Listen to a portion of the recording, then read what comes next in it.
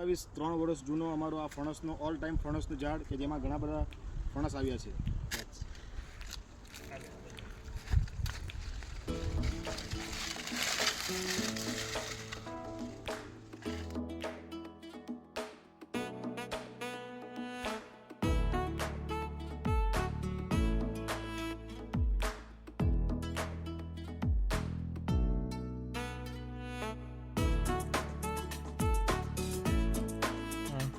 ખેડૂત મિત્રો તમે જોઈ શકો છો બીજો એક આવો જ એક છોડ છે ફણસનો ઓલ ટાઈમ ફણસનો.